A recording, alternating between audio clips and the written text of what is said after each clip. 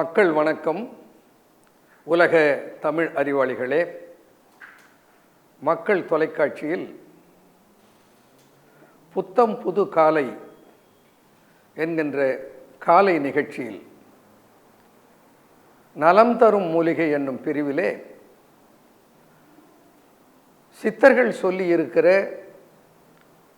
கருத்துக்களின் அடிப்படையில் நமக்கு அன்றாடம் கிடைக்கிற கீரைகள், காய்கறிகள், கனிகள், பருப்புகள், வித்துக்கள் இவைகளையெல்லாம் பயன்படுத்துவதனாலே ஆரோக்கியமாக வாழ்வதற்குரிய வழியை நாம் ஏற்படுத்தி கொள்ள முடியும் என்கின்ற சித்தாந்தத்தை அடிப்படையாக கொண்டு பல்வேறு தாவரங்களை பற்றி பேசிக்கொண்டிருக்கிறோம். 400க்கும் மேற்பட்ட மூலிகைகள், பழங்கள், மலர்கள், பிசின், வித்து என்று எத்தனையோ மரத்தில் இருந்து கிடைக்கிற மகசூல்களை கொண்டு நலமாக வாழ்வதற்குரிய வழிகளை சொல்லுகிற நலம் தரும் மூலிகை என்கின்ற நிகழ்ச்சியிலே நாம் நிறைய பார்த்து கொண்டிருக்கிறோம். இன்றைக்கு அந்த வரிசையில் மாதுளையினுடைய பலனை பற்றி பார்க்க இருக்கிறோம். மாதுளம், இந்த கனிக்கு பெயரே மாது உளம்.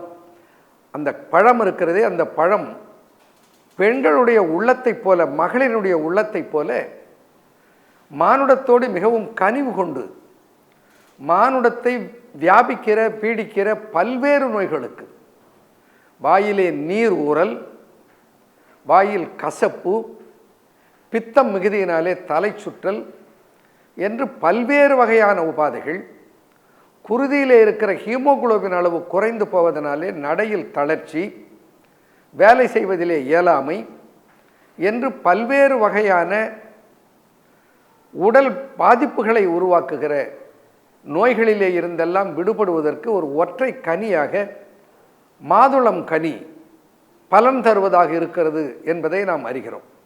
அந்த சித்தர்கள் மிக அற்புதமாக அந்த மாதுளம் பழத்தை பற்றி சொல்லுகிற போது இத்தனை வியாதிகளுக்கு மட்டுமல்ல, அதில் இருக்கிற சுவையை பற்றியும் மிக சிறப்பாக பேசுகிறார். தேரையர் சொல்லுவார், வெடித்து வீழ்பழத்தை வாங்கி, வெடித்து வீழ்பழத்தை வாங்கி, வெடுக்கென சீலை கட்டி, கடுக்கென பிழிந்து கொண்டு, கண்டதற்கிணங்க கூட்டி, குடித்திடில் வெப்பு மாறும், குளிர்ந்திடும் அங்கம் எல்லாம், வடித்த நன்னுதலாய், வடித்த நன்னுதலாய், மாதுளம் பழத்தின் சாரே,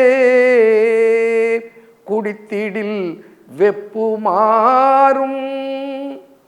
மாதுளம் பழத்தில் இருக்கிற குளிர்ச்சி இருக்கிறது, அது உடலில் வெப்பம் சம்பந்தமான பிணிகளையும் வெப்பத்தினால் ஏற்படுகிற அனலையும், உடல் தகிக்கிறது, சூடாக இருக்கிறது, வாயிலெல்லாம் புண் வாட்டுகிறது, இரைப்பையில் புண் வந்து விட்டது, கர்ப்பப்பையிலே புண் இருக்கிறது, மாளாது இரத்தப்போக்கு இருக்கிறது என்கின்ற பல்வேறு உபாதைகளுக்கெல்லாம் இந்த மாதுளம்பழத்தை எப்படி கையாளுவது?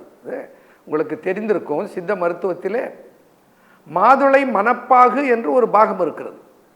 மாதுளம் பழத்தை பயன்படுத்தி செய்யப்படுகிற ஒரு மருத்துவ தயாரிப்பு, அதற்கு பெயரே மணப்பாகு. இது எப்படி செய்வார்கள்?